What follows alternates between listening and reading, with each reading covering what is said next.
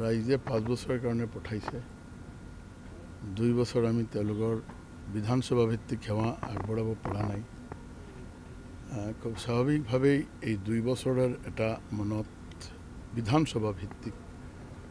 থাকিব পাৰে বা আছে কিন্তু 5 বছৰৰ কাৰণে লোকসভাটো আমাৰ নিজা সমষ্টি আমাৰ ধলাইও আছে আমাৰ শিলচৰ লোকসভাৰ ভিতৰত চেষ্টা কৰিম যাতে ধুনীয়াকৈ শিলচৰ লোকসভা কেন্দ্ৰৰ পৰম শ্ৰদ্ধা ৰাইজৰ কাৰণে যাতে আমি কাম কৰি যাব পাৰোঁ আৰু খুব স্বাভাৱিকভাৱেই 91ত আহিছিলোঁ এই বিধানসভাৰ মাটি বিধানসভাৰ মানুহ সকলে সহায়তা কৰিলে আৰু 34 বছৰ ধুনীয়াকৈ পাৰ কৰিলোঁ কামটো কৰিবলগীয়া থাকে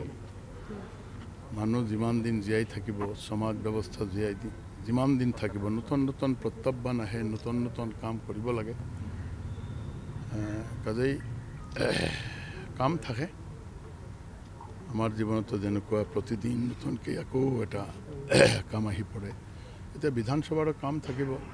এতিয়া এই বিধানসভাটো শিলচৰ লোকসভাৰ ভিতৰত আছে কাজেই স্বাভাৱিকভাৱেই শিলচৰ লোকসভা আৰু বিধানসভা আৰু 6টা আছে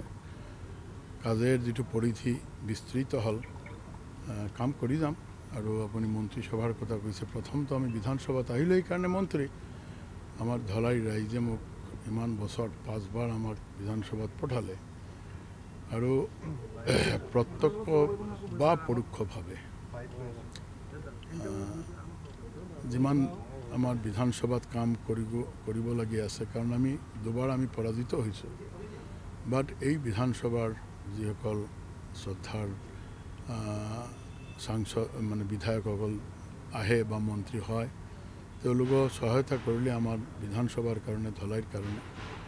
তো আল্টিমেটলি আমি 91ৰ পৰা এতিয়ালৈকে বিধানসভা ভিত্তিক ৰাজনীতি বা ৰাষ্ট্ৰ চৰ্চা কৰি আছোঁ এই ক্ষেত্ৰত এটা বহল পৰিধি হ'ব নিশ্চিতভাৱে 24 তাৰিখ আমাৰ সেশন মাতিছে লোকসভাত সামন আহিছে কাজেই চাওঁ নতুন যাত্ৰা চেষ্টা কৰি যাম যেনেকুৱা 34 বছৰৰ পৰা কৰি আছোঁ কৰি যাম যাতে শিলচৰ লোকসভাৰ কাৰণে আৰু বিশেষকৈ আমি ইয়াতে অসমৰ বিধানসভাত থাকি যি অভিজ্ঞতা আমি লাভ কৰিছোঁ সব সদস্যৰ ফালৰ পৰা আমাৰ সন্মানিত যিসকল সদস্য আহে বা মন্ত্ৰীসভাত যিসকল মন্ত্ৰী হৈছে সপক্ষে দলেৰ বা বিৰোধী দলেৰ কাৰণ বহুত দিন আমি বিৰোধী দলত কাম কৰিছোঁ কিবা আৰু এটা দল চৰকাৰ গঠন কৰিছে চৰকাৰত আছিল সকলোৰে স্নেহ ভালপোৱা লৈ আমি এই 34 বছৰ এটা যাত্ৰা আমি সম্পন্ন কৰিব পাৰিছোঁ আৰু মই চেষ্টা কৰি যাম ঠিক এনেকুৱাই যাতে বাকী সময় যাতে আমি ৰাইজৰ হকে কাম কৰো মন্ত্ৰী হিচাপে থকাৰ পিছত কোনোধৰণৰ দুৰ্নীতিৰ অভিযোগ আপোনাৰ বিৰুদ্ধে উত্থাপন নহ'ল এই বিষয়টো কিদৰে চাবৰ কেনেকৈ আগন্তুক সময়ত মন্ত্ৰী আমি হৈছোঁ নিশ্চিতভাৱে 8 বছৰ আপুনি যেনেকুৱা কৈছে কোনো অভিযোগ নাই সকলোৰে সহায়তা আমি পালোঁ আমাৰ নিজৰ দলেৰতো আছেই চৰকাৰ পক্ষৰ যি দল আছে এই দলেৰতো আছেই লগতে সকলো সদস্যৰ সন্মানীয় সদস্যৰ আমি সহযোগ পালোঁ সহযোগিতা পালোঁ আৰু এই কাৰণেই আমি যি বিভাগত কাম কৰিছোঁ মই 5টা বিভাগত কাম কৰিছোঁ PWD মই ফৰেষ্টত কাম কৰিছোঁ এতিয়াও মোৰ লগতে এক্সাইজ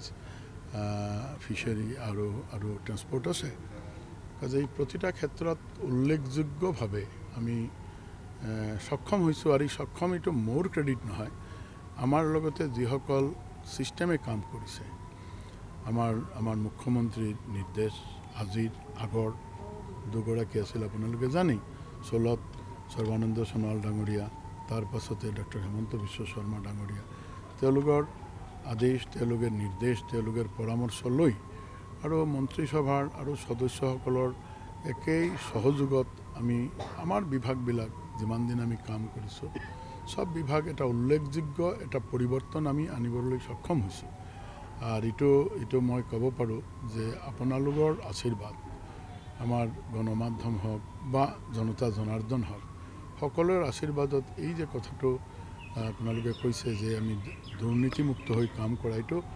এইটো সহজ কথা নহয়। সকলোৰে শুভেচ্ছা আশীৰ্বাদ থাকিলেহে এই প্ৰত্যাহ্বান আমি অতিক্ৰম কৰিব পাৰোঁ, আৰু এই প্ৰত্যাহ্বান আমি অতিক্ৰম কৰিব পাৰিছোঁ। আজিৰ দিনত মই ইয়াতে থিয় হৈ আমি আমাৰ বিধানসভা সমষ্টিৰ ধলাই সমষ্টিৰ আমাৰ নিৰ্বাচক মণ্ডলী যিসকলে ইমান দিন আমাক ইয়াতে পঠোৱাৰ চিন্তা কৰিলে পঠাইছে, আৰু এইবাৰো শিলচৰ লোকসভাৰ যিসকল পৰম শ্ৰদ্ধাৰ নিৰ্বাচক মণ্ডলীয়ে মোক লোকসভালৈ পঠালে, তেওঁলোকৰ প্ৰতি আমাৰ শ্ৰদ্ধা থাকিব, আজীৱন থাকিব। আৰু লগতে আমি গোটেই অসমৰ ৰাইজ, কাৰণ আপোনালোক জ্ঞাত যে আমি বিভিন্ন সময় বিভিন্ন জিলাত গৈছোঁ, আৰু সকলোৱে মিলি আমাক সহায়তা কৰিলে আমাৰ বিভাগবিলাক আগুৱাই লৈ যোৱাৰ কাৰণে। বিশেষকৈ আমি আমাৰ যিসকল সংবাদ মাধ্যমেৰ যিসকল পৰম শ্ৰদ্ধাৰ সাংবাদিক বন্ধুসকল আছে, ইলেক্ট্ৰিক বা প্ৰিণ্ট মিডিয়া হওক, তেওঁলোকে মই ক'ব পাৰোঁ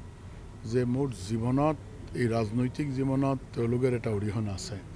কাৰণ গঠনমূলক পৰামৰ্শ আমি প্ৰতিখন আৰম্ভণিৰ ফালৰ পৰা চিন্স ইনচেপশ্যন ক'ব পাৰোঁ। কাৰণ যেতিয়া মই বিধানসভাত আহিছোঁ, আমাৰ বয়স ইমান নাই, এই সংবাদ মাধ্যমেৰ যিসকল বন্ধুসকল আগতেও আছিল, এতিয়াও আছে, সকলোৰে এটা গঠনমূলক পৰামৰ্শ আমি পালোঁ, আৰু তেওঁলোকৰ সহযোগিতা, তেওঁলোকৰ উৎসাহে আমি নিৰ্লিপ্তভাৱে আমি দুৰ্নীতিমুক্ত হৈ আমাৰ যি বিভাগবিলাক আছে আমি আগুৱাই লৈ যাবলৈ সক্ষম হৈছোঁ।